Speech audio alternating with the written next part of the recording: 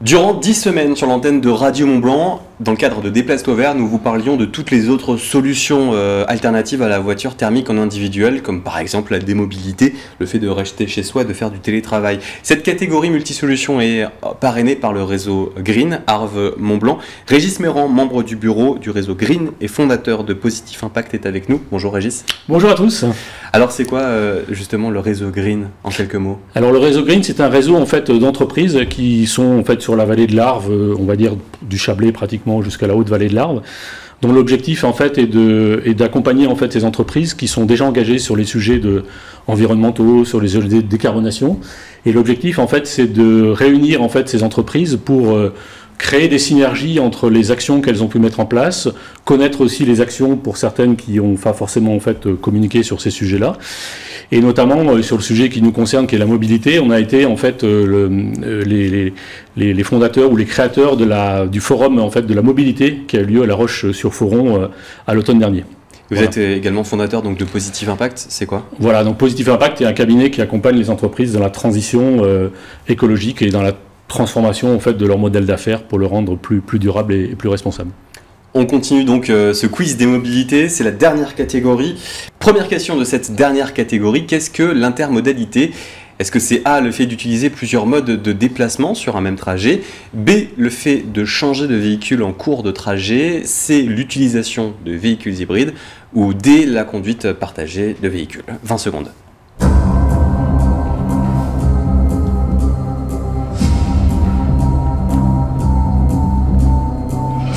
Tout le monde a fait sa proposition? Oui. En à peine 10 secondes. Olivier. J'aurais dit A, le fait d'utiliser plusieurs modes de déplacement.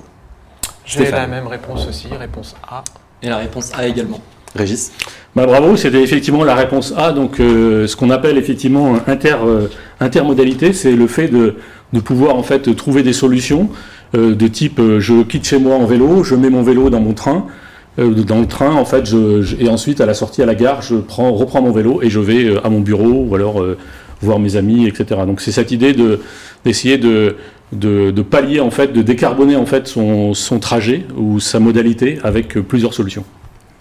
Et il en existe en plus beaucoup, c'est ce que vous avez pu entendre dans Déplace-toi vert. Tout à fait. 2. En pourcentage, quelles sont les émissions nationales de gaz à effet de serre du transport en France? Est-ce que c'est A 12%, B 22%, C 32% ou D 42%?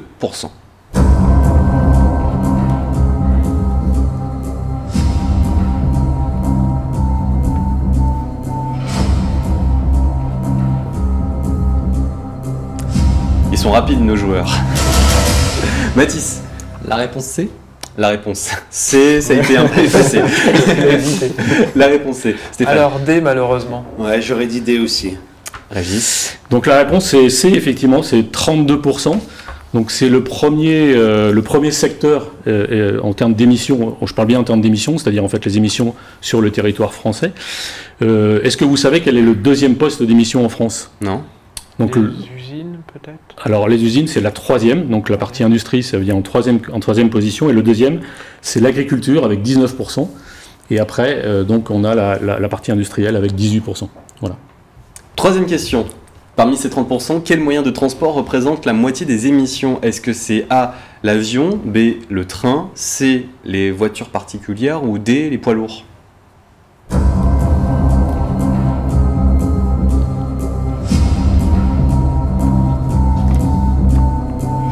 C'est tout bon pour tout le monde? C'est tout. Olivier. J'aurais dit C, j'aurais dit les voitures particulières. Stéphane. Même chose. J'aurais dit la réponse A, l'avion. Eh bien non, la réponse c'est effectivement les voitures particulières en fait qui sont parmi l'ensemble des émissions liées au transport en France, c'est vraiment la partie la plus impactante. Donc quand on veut travailler en fait ce sujet à baisser ses émissions, il faut qu'on travaille sur la voiture particulière.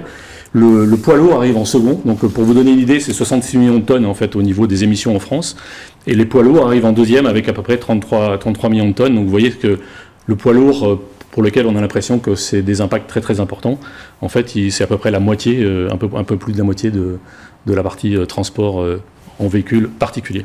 On va parler santé maintenant avec cette avant-dernière question de ce quiz des mobilités. Combien de temps de marche quotidienne est recommandé pour réduire significativement les risques de maladies cardiovasculaires? Est-ce que c'est A, 10 minutes, B, 20 minutes, C, 30 minutes ou D, 40 minutes?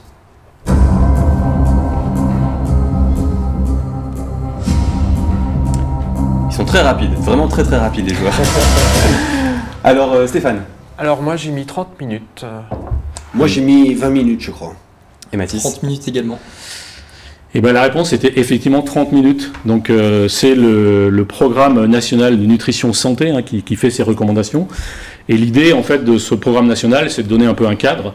Et en fait, on estime que 30 minutes c'est suffisant si vous faites ça au moins 5 fois par semaine. Il faut savoir pour les enfants, plutôt entre 6 et 17 ans, la durée de marche qui serait nécessaire pour entretenir en fait la santé des enfants, c'est plutôt 60 minutes. Voilà. Donc en fonction de si on est un adulte ou un enfant, on a besoin de mobilité supplémentaire. Allez, dernière question du quiz des mobilités. Qu'est-ce que la démobilité? Est-ce que c'est A, l'utilisation de plusieurs modes de transport pour un même trajet? Est-ce que c'est B, la réduction des déplacements entre son domicile et son travail? Est-ce que c'est C, l'augmentation de la vitesse des trajets domicile-travail? Ou D, la création de nouvelles infrastructures pour améliorer la mobilité urbaine? 20 secondes.